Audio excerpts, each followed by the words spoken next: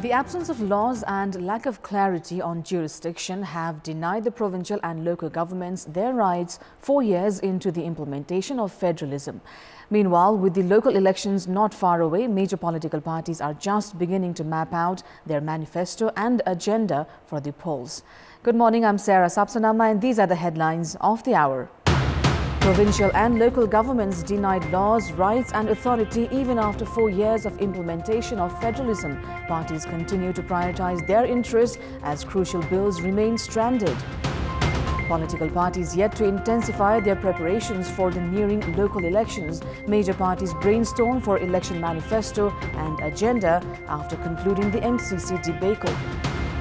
As Russia intensifies its attack on Ukrainian cities, the International Criminal Court opens an investigation into potential war crimes by Russia. And West Ham's journey at the FA Cup comes to an end. Liverpool and Chelsea enter into the quarter-finals.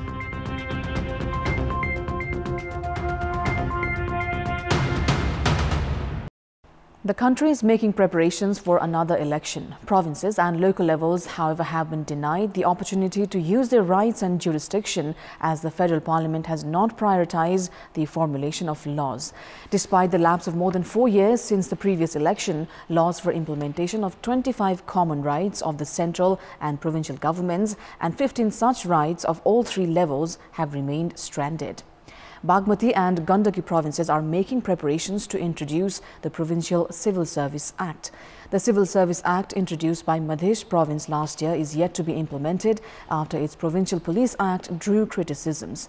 Despite a few provinces and local levels forming acts, issues persist in their implementation because of the absence of federal laws. Chief Secretary and secretaries of provinces are currently being deployed by the federal government.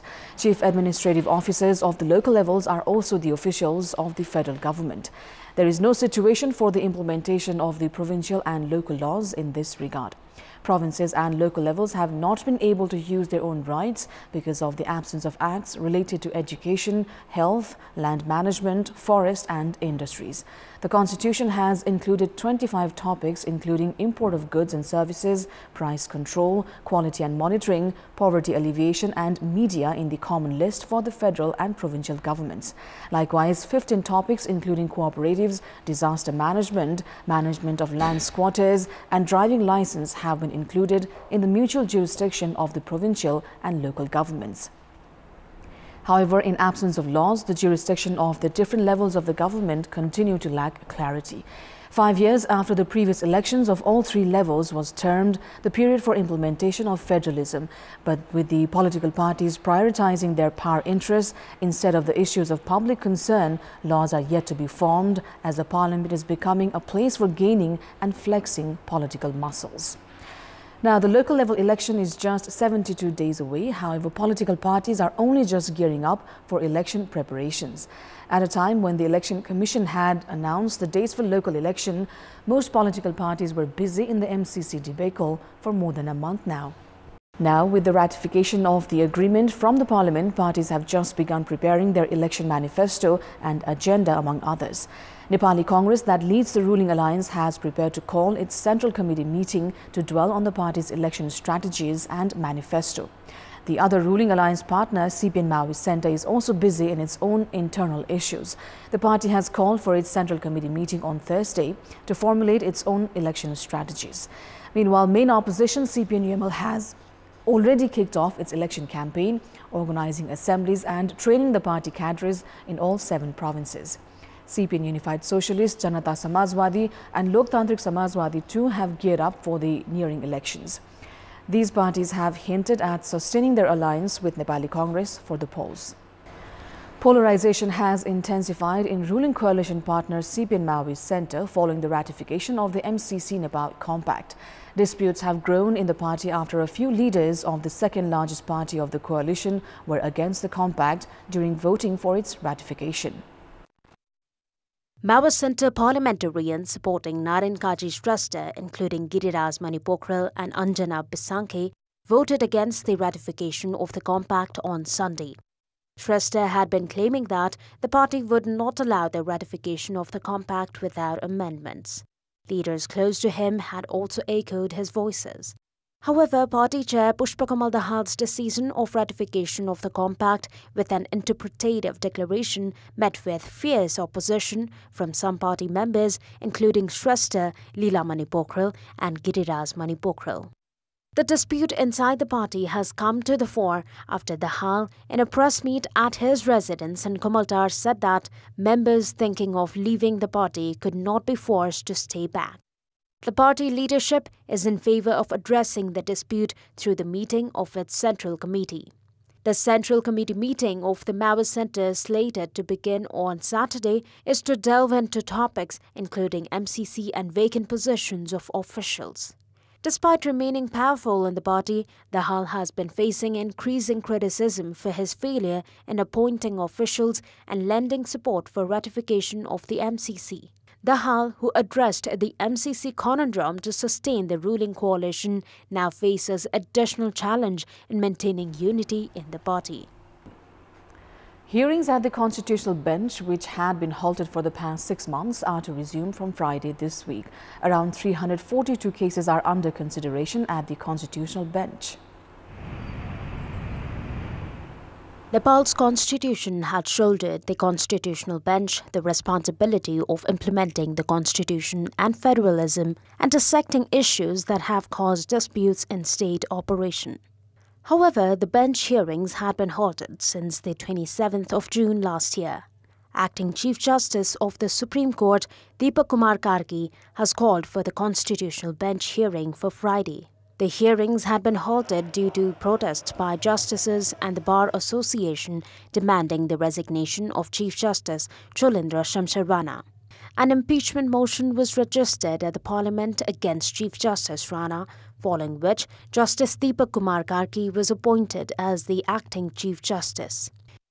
There are a total of 375 pending cases at the Constitutional Bench, including 33 that are awaiting their first hearing.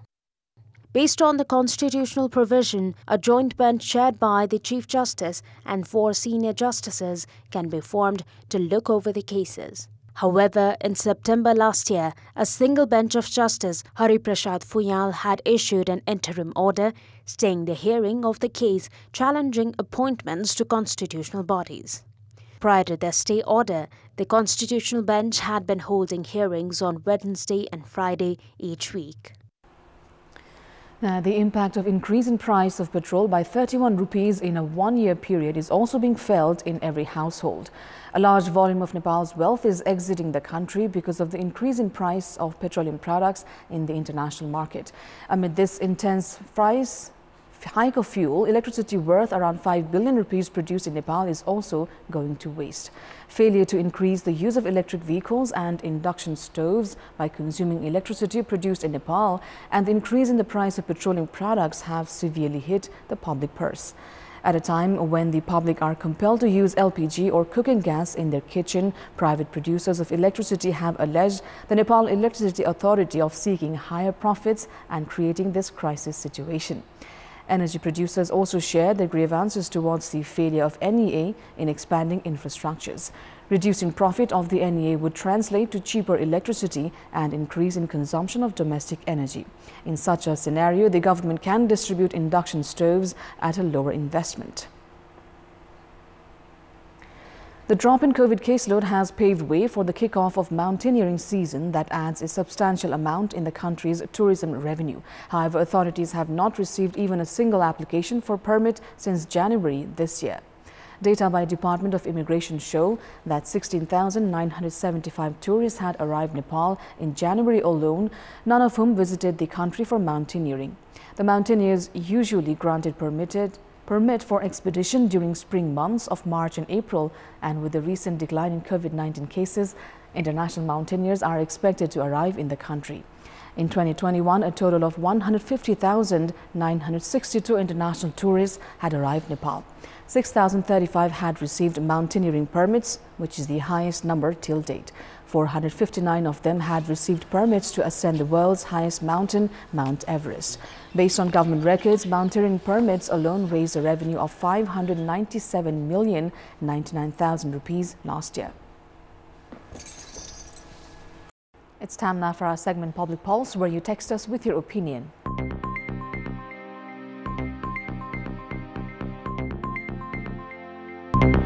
The question is, what do you term the federal government and parliament's indifference towards formulation of laws? Your options are A, ignoring issues of public concern, B, prioritizing political interests and the parliament, and C, legal complications. The voting is on. Type NEWS, select your option A, B or C and send it to 34001 to share your opinion with us. And that's all for the moment. Thank you for watching. Bye for now.